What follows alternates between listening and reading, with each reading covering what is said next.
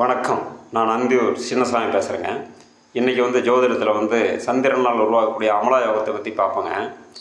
அமலா யோகம் அப்படின்னா என்னென்னா, லக்னம் அல்லது சந்திரன் இந்த இரண்டு நிலைகளுக்கு 10ஆம் இடத்துல குரு, சுக்கிரன், புதன் இந்த கிரகங்கள் நின்று அமர்ந்தால் அமலா யோகம் ஏற்படுங்க.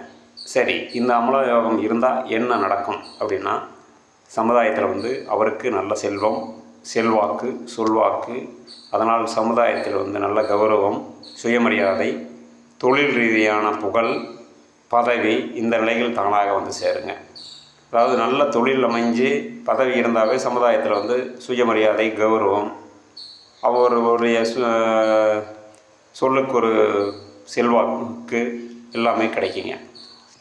சரி, இப்போது லக்னத்துக்கு 10ஆம் இடத்துல சுக்கிரனோ புதனோ இருக்குது. சரிங்களா?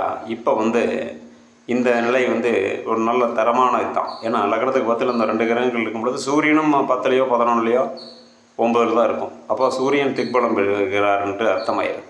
இது ஒரு நல்ல நிலை நண்பர்களே. இந்த நிலை அமையும் பொழுது லக்னத்துக்கு 10ல் சுக்கிரனும் புதனும் குருவும் இருந்து லக்னத்தில் ஒரு கிரகமாகுது. அதாவது இப்போ லக்னத்துக்கு 10ல் சுக்கிரன் புதன் இருக்குது, லக்னத்தில் குருவோ இல்லை சந்திரனோ இருந்தால் நல்லாயிருக்கும். அப்போது இந்த நிலை அமைஞ்சதுன்னா அது சந்திரனுக்கும் 10ஆயிரம் ஒரு நிலைமையாயிரும். சரி, இப்போது சந்திரனுக்கு 10ல் சுக்கிரனும் புதனும் அமையுது.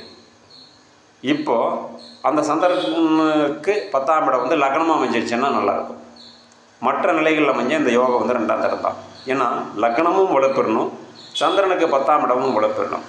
இந்த நிலைமையில் அமைஞ்சால் இந்த அமலா யோகத்தில் கூறப்பட்ட, அதாவது செல்வம், செல்வாக்கு, அவருக்கு பதவி, புகழ், நல்லா என்ன சொல்கிறது, பொருளாதார ரீதியான வெற்றி, இந்த மாதிரி எல்லாமே கிடைக்கும்.